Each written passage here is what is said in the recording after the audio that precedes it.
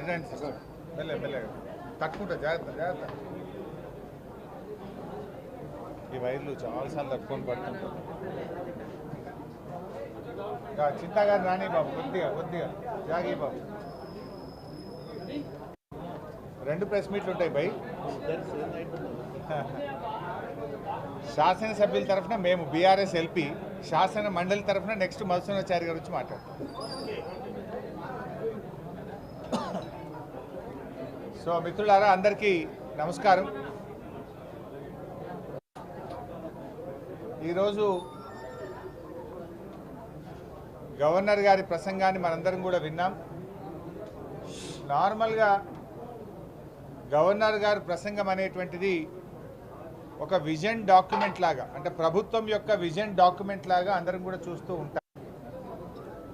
కానీ ఈసారి గవర్నర్ గారి ప్రసంగం చాలా పేలవంగా ఉంది. ప్రభుత్వం తన విజన్ను ఆవిష్కరించలేకపోయిందని మాత్రం చెప్పక తప్పదు. ఎందుకంటే హామీల అమలు గురించి ఎంతో ఆశగా ఎదురు చూస్తున్నటువంటి ప్రజలకు గవర్నర్ గారి ప్రసంగం తీవ్రమైనటువంటి నిరాశను మిగిల్చిందని చెప్పక తప్పదు. ఎందుకంటే గ్యారంటీల్లో ఇవాళ వృద్ధులకు వితంతువులకు 2000కు బదులు 4000 పెన్షన్ ఇస్తామన్నారు. దాని గురించి ఏదైనా గవర్నర్ గారి ప్రసంగంలో ఉంటుందేమో అని ఆశగా ఎదురు చూసినటువంటి ఆసరా పెన్షన్దారులకు నిరాశ మిగిల్చింది గవర్నర్ గారి ప్రసంగం. మహాలక్ష్మి కింద మహిళలకు 2500 రూపాయలు ఇస్తామని చెప్పి ఎన్నికల మేనిఫెస్టోలో చెప్పిన ఈ ప్రభుత్వం గవర్నర్ గారి ప్రసంగంలో మహిళలకు 2500 రూపాయలు ఎప్పటి నుంచి ఇస్తారో చెప్పకపోవడం వల్ల మహిళలకు తీవ్రమైనటువంటి నిరాశ కలిగింది. రైతాంగానికి మేము రాగానే వడ్లకు అన్ని పంటలకు 500 రూపాయల బోనస్ ఇస్తామని చెప్పినటువంటి ఈ పార్టీ మరి గవర్నర్ ప్రసంగంలో రైతులకు బోనస్ ఇచ్చే విషయంలో ఒక మాట కూడా చెప్పకపోవడం వల్ల రైతులకు తీవ్రమైనటువంటి నిరాశ కలిగింది. ఇవాళ గవర్నర్ గారి ప్రసంగం రాష్ట్ర ప్రజలకు భవిష్యత్తు మీద విశ్వాసం కల్పించలేకపోయిందని మాత్రం చెప్పక తప్పదు. ఇవాళ ఆ ప్రసంగంలో గ్రామాల గురించి కానీ పట్టణాల అభివృద్ధి గురించి కానీ ఒక మాట కూడా పల్లెల గురించి పట్టణాల గురించి చెప్పలేదు. సంక్షేమం గురించి చాలా తక్కువ ప్రస్తావన, అంటే పేద ప్రజల సంక్షేమం గురించి వారు మేనిఫెస్టోలో ఇచ్చిన అంశాల గురించి ఎక్కడ కూడా చెప్పలేదు. నిరుద్యోగ భృతి, నిరుద్యోగులకు 4000 ఇచ్చే అంశం గురించి ఎక్కడ కూడా ప్రస్తావన వచ్చినటువంటి పరిస్థితి లేదు. వారి ప్రసంగంలో ఇవాళ ప్రజాభవన్గా ప్రగతి భవన్ను మార్చాం అని గొప్పగా చెప్పే ప్రయత్నం చేశారు.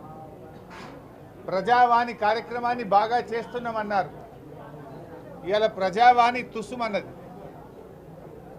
ప్రజావాణి వాళ్ళ మేనిఫెస్టోలో ఏం చెప్పారు?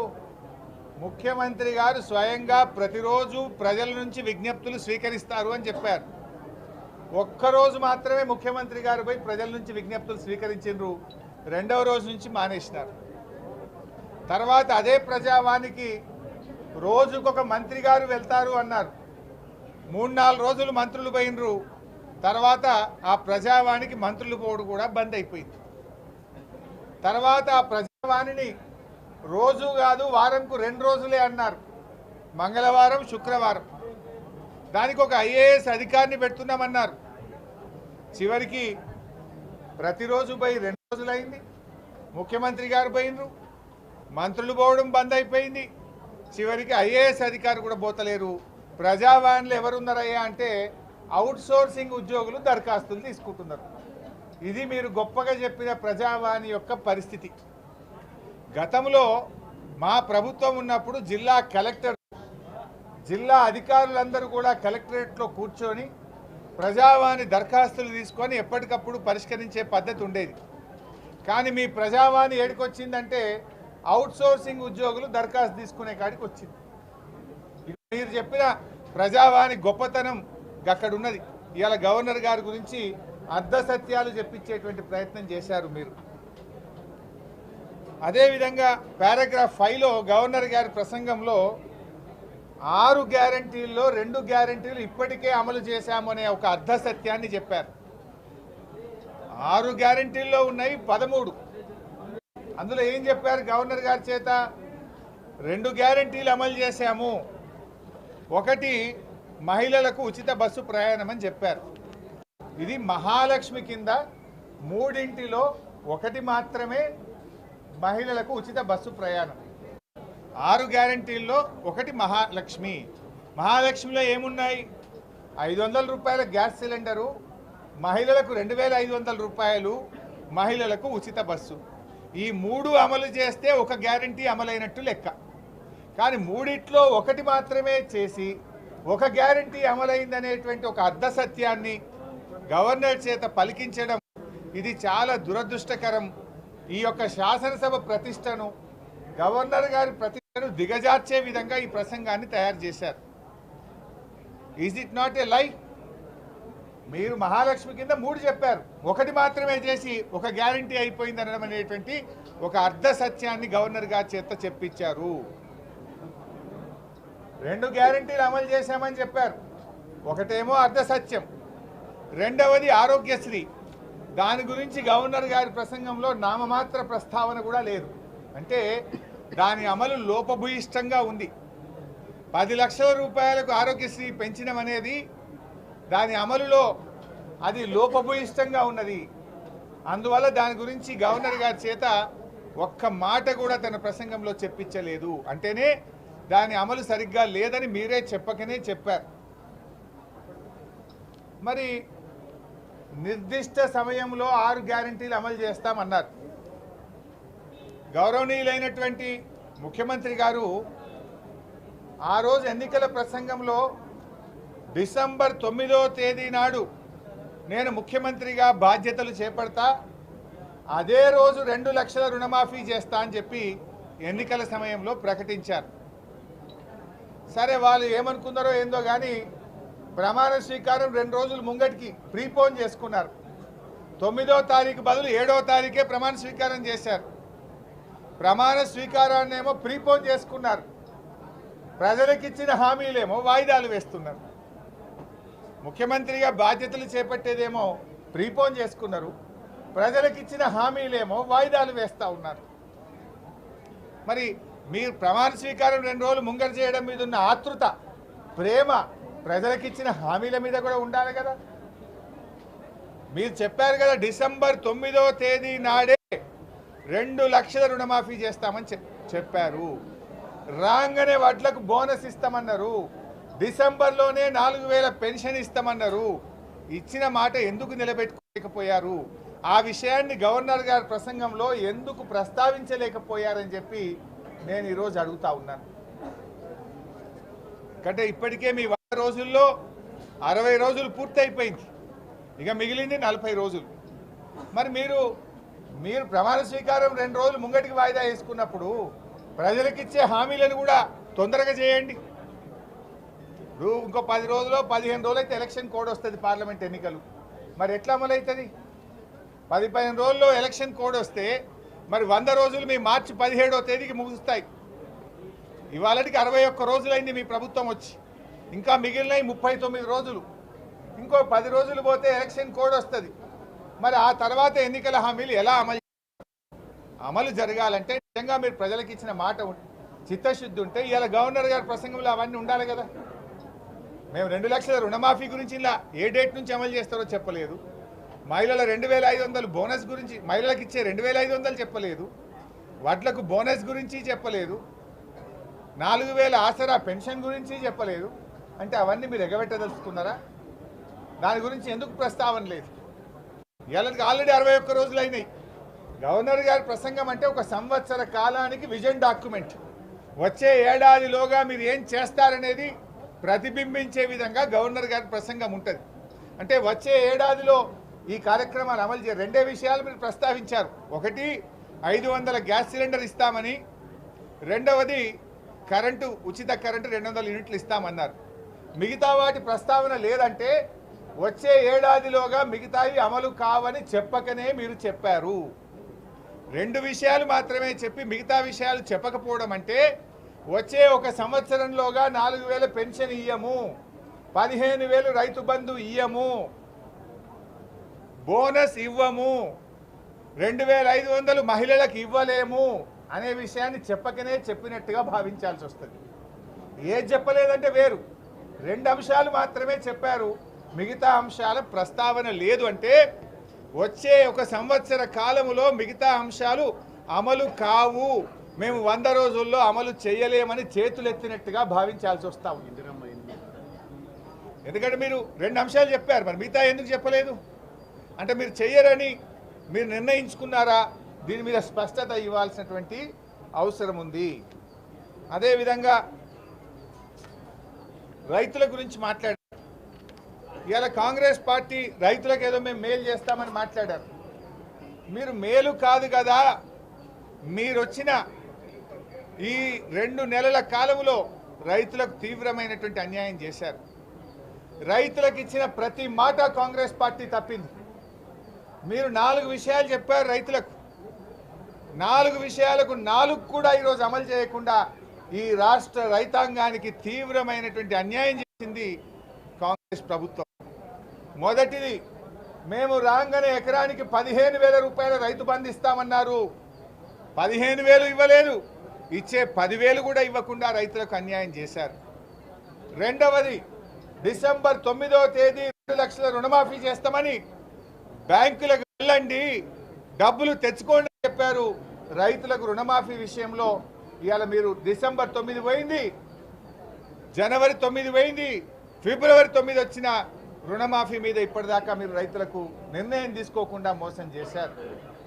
మూడవది, మీరు వడ్లు అమ్ముకోవద్దు, వడ్లు ఆపెట్టుకోండి, మేము వస్తూ ఉన్నాం డిసెంబర్లో 500 బోనస్ ఇస్తామని చెప్పారు.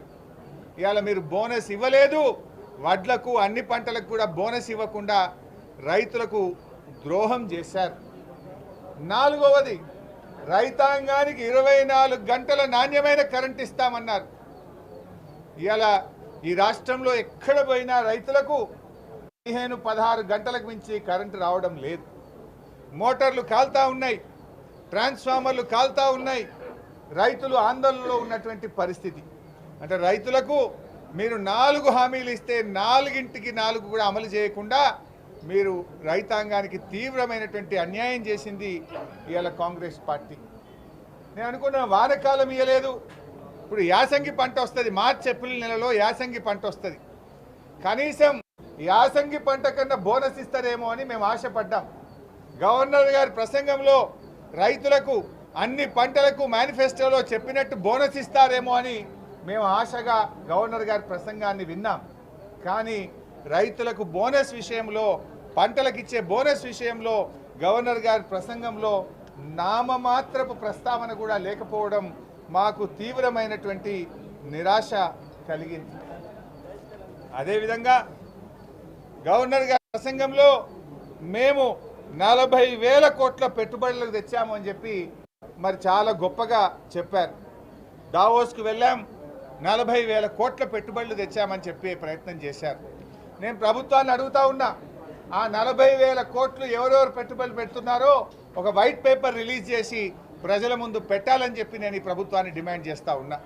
ఎందుకంటే ఎక్కడ కూడా స్పష్టత లేదు, కేవలం గొప్పలు చెప్పుకోవడానికి ఒక అర్ధ సత్యాలను గవర్నర్ గారితో చెప్పించారనేటువంటి అభిప్రాయం కలుగుతూ ఉంది. నిజంగా 40,000 కోట్ల పెట్టుబడి వచ్చుంటే దాన్ని వెంటనే వైట్ పేపర్ రూపంలో విడుదల చేయాలని చెప్పి కూడా నేను కోరుతా ఉన్నా. విద్యుత్ గురించి కూడా చాలా గొప్పగా చెప్పారు. మరి ఇవాళ యాదాద్రి థర్మల్ పవర్ ప్లాంట్ 4,000 మెగావాట్ల థర్మల్ పవర్ ప్లాంటు గత ప్రభుత్వం దాదాపు 90% పనులు పూర్తి చేసింది. గట్టిగా పనిచేస్తే నెల రోజుల్లో ఉత్పత్తికి సిద్ధంగా ఉంది. కనీసం విద్యుత్ ప్రస్తావనలో దాని గురించి ఒక మాట మాత్రం కూడా చెప్పిన పరిస్థితి లేదు. మూసీ నదిని మేమే ఏదో గొప్పగా పునరుద్ధరించబోతున్నామని చెప్పారు, అది ఇప్పటికే ప్రారంభమైంది.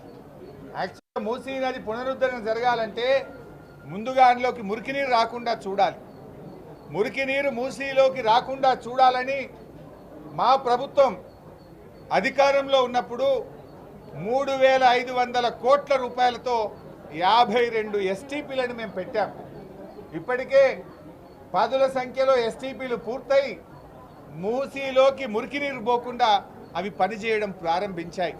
అంటే మూసీ పునరుద్ధరణ గత ప్రభుత్వంలోనే మేము అప్పటికే 3,500 కోట్లు పెట్టి దాన్ని ప్రారంభించాం. మూసీకి ఫస్ట్ దాని పునరుద్ధరణ జరిగే ముందు మురికి నీరు మూసీలోకుండా పోకుండా చూడాలని 52 ఎస్టీపీలను పెట్టే ప్రయత్నం కూడా మా ప్రభుత్వం గతంలోనే చేసింది.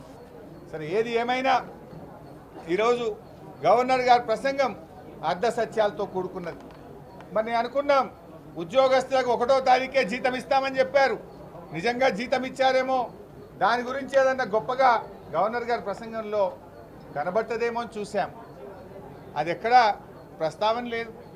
కానీ క్షేత్రస్థాయిలో చూస్తే 7వ తారీఖు వచ్చినా ఇంకా ప్రభుత్వ ఉద్యోగస్తులకు వేతనాలు పడలేదు. అవుట్సోర్సింగ్ కాంట్రాక్ట్ ఉద్యోగుల పరిస్థితి అయితే మరింత ధీరంగా తయారైంది. 3 నెలల నుంచి 2 నెలల నుంచి కూడా అవుట్సోర్సింగ్ ఉద్యోగులకు కాంట్రాక్ట్ ఉద్యోగులకు జీతాలు పడతలేవు. ప్రభుత్వ ఉద్యోగులకు ఆనాడు మా మీద బర్దనం చేసిండ్రు, దుమ్మెత్తి పోసే ప్రయత్నం చేసిండ్రు. కానీ ఇలా 6వ తారీఖు 7వ తారీఖు వచ్చిన ప్రభుత్వ ఉద్యోగులకు ఇంకా వేతనాలు పడుతున్నటువంటి పరిస్థితి లేదు. ఇలా ఒక్కొక్క విషయం బయటపడతా ఉంది. ఈ ప్రభుత్వం యొక్క నిజాయితీ ఇలా ఏందనేది ఇప్పుడిప్పుడే ప్రజలకు అర్థమవుతా ఉంది. ఏది ఏమైనా గవర్నర్ గారి ప్రసంగం 1 సంవత్సర కాలానికి ప్రభుత్వం యొక్క విజన్ డాక్యుమెంట్.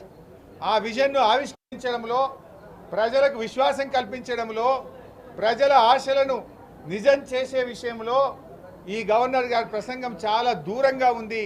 తీవ్రమైనటువంటి నిరాశను కల్పించింది. Thank you.